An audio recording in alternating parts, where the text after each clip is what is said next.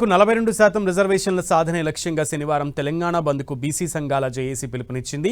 BC JAC పిలుపునిచ్చిన ఈ బంద్కు అన్ని పార్టీలు సంపూర్ణ మద్దతు ప్రకటించాయి.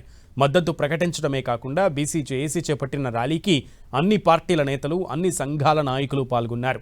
అన్ని వ్యాపార సముదాయాలు, అన్ని విద్యాసంస్థలు బంద్లో పాల్గొనాలని ఎంపీ బీసీ సంక్షేమ సంఘం జాతీయ అధ్యక్షుడు ఆర్ కృష్ణయ్య పిలుపునిచ్చారు.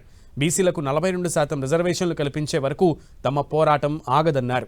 ఈ బంద్కు ఎస్సీ, ఎస్టీ, అంబేద్కర్ సంఘాల ప్రతినిధులు మద్దతు ఇవ్వడంతో ఈ ఉద్యమం మరింత ఊపందుకుంది. రాజకీయ, సామాజిక వాతావరణంలో హీట్ను పెంచింది.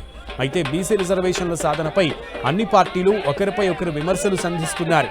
జీవోలో లోపాలు ఉన్నాయని ముందు నుంచి చెబుతున్నా కాంగ్రెస్ ప్రభుత్వం పట్టించుకోలేదని బీఆర్ఎస్ అంటోంది.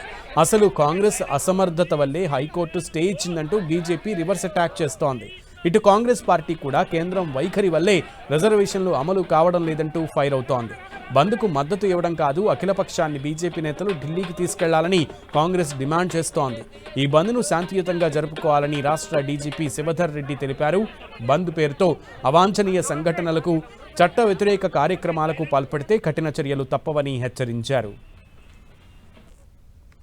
ఒక్కసారి బీసీలు భూకంపం వచ్చినట్టు దద్దరిల్ల చేస్తే తప్పనిసరి రాష్ట్ర ప్రభుత్వాలు, కేంద్ర ప్రభుత్వాలు, న్యాయ వ్యవస్థ, అన్ని వ్యవస్థలు దిగి రావాల్సిందే. గతం లోపల తమిళనాడులో ఎట్లయితే జరిగిందో ఇప్పుడు ఈరోజు రేపు జరిగే బంద్ పట్టణాలకే కాదు, నియోజకవర్గం హెడ్ క్వార్టర్లకే కాదు, జిల్లా హెడ్ క్వార్టర్లకే కాదు, పల్లెల్లో కూడా బంద్ జరుపుతున్నారు. ఇప్పటికే జాకులు ఏర్పాటు చేసి, బీసీ సంఘాలు ఏర్పాటు చేసి పెద్ద ఎత్తున ఉద్యమం జరపడానికి ముందుకొచ్చారు.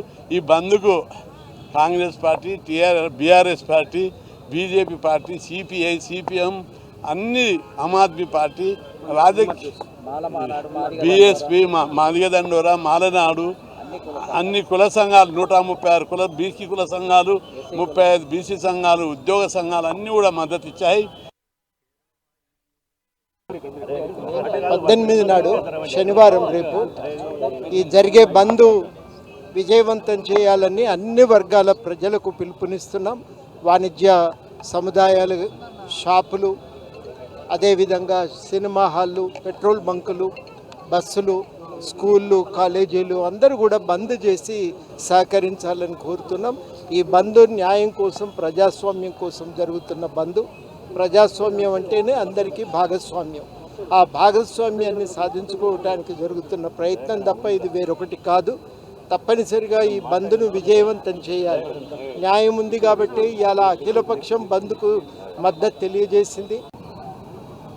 42% రిజర్వేషన్ల అమలు కోసం వచ్చే అడ్డంకులను తొలగించడం కోసం రేపు తలపెట్టిన తెలంగాణ బంద్ను శాంతియుతంగా, సంపూర్ణంగా జయప్రదమయ్యేలాగూ ఎస్సీ, ఎస్టీ సంఘాలు, ప్రజలు పూర్తిగా భాగస్వామ్యం కావాలని చెప్పి ఎంఆర్పిఎస్ పిలుపునిస్తుంది.